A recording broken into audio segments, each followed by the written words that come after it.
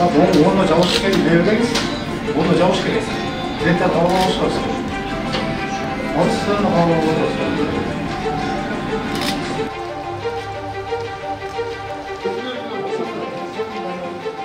Жалал-Абад шаарында ишкерлер жергиликтүү бийликтин чектөөлөрүн тоготкон жок. Коомдук тамактануучу жайларга уюштурулган рейдте дээрлик эч кайсы жай чектөөлөргө моюн сунбаганына күбө болдук. Рейдтин биринчи кадамы калаадагы Деревянный замок кафесине ташталды. Негизи мындай жайлар кечки саат 10дон кийин ишмердүүлүгүн токтотушу керек. Бирок мындай иш ыргагы кадимкидей эле уланууда. Кафе администрациясы рейдтик комиссиянын акты түзүү чечимине тоскоолдук жараткандыктан бул ишти шаардык милицияга өткөрүп бермей болушту. Пусть алар жабылсын, анан биз деле жабып алабыз.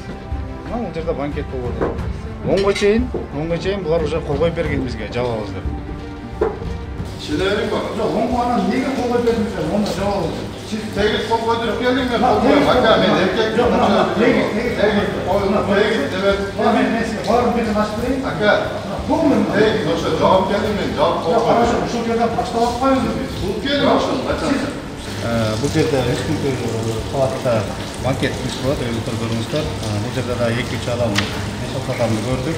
Антисептик маска ешқандай жоқ. Біз ошол боюнча азыр протокол түзүп берели десек, бұл жердин хозяиндары качып сыртка чыгып кетип атышат. Кол коюп бербейбиз деп атышат. Азыр биз акт түзүп, боозго өткөрүп беребиз. Мындай көрүнүш кечеги рейдте калаадагы Аура, Рич Хаус, Беркбай кафелеринде да орун алды. Деген менен жергиликтүү бийлик айыппул менен гана чектелип, саат 10дон кийинки ишмердүүлүгүн токтотууга күчү жеткен жок. Алардын штабта кабыл алган чектөөлөрү жана ага көзөмөлдөгөн иш-аракеттери натыйжасыз болууда. Анткени кафе администрацияларынын ортосунда атааңдаштуу күч алган. Алар бардык жайга тегиз карасын дешет. Натыйжасында чектөөгө баш ийбеген 4 кафеге айыппул салынды.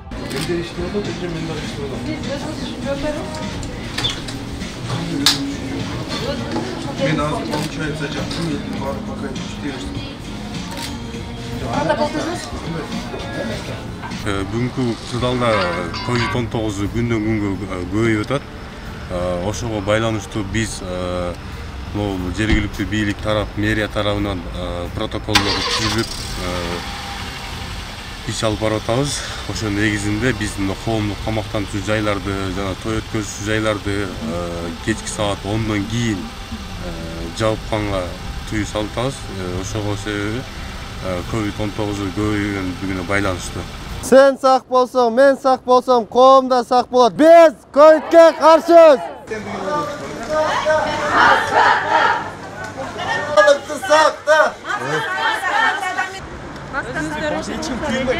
Мүмкін болса үйден шықпайлы отыр. Мүмкін болса үйден шықпай, басқалар табынып, зарыл болса ғана шығып, үйдің өзіне бізде отырып дегендейші. Ал эми бүгүн Жалал-Абад шаарынын жаштары коронавируска каршы флешмоб өткөрүштү. Анда борбордук базарды, шаар көчөлөрүн жана коомдук жайларды кыдырып, бет кап тагынуу, санитардык эрежелерди сактоо боюнча эскертмелерди жана маалымат баракчаларын таратышты. Бул балдар өз ыктыяры менен келишип, элибиздин ден соолугу биз үчүн кымбат дешип, ушул акцияны уюштурдук. Бул иш-чараны биз этап менен азыр биринчи этабын баштадык.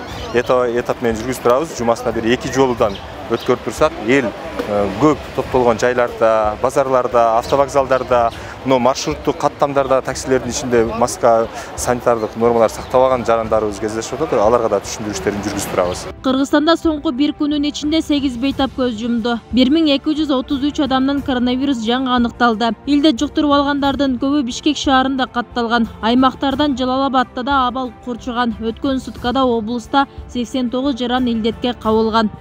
Бүбүсара Оразалиева, Руслан Калматов, 7 канал, Жалал-Абад.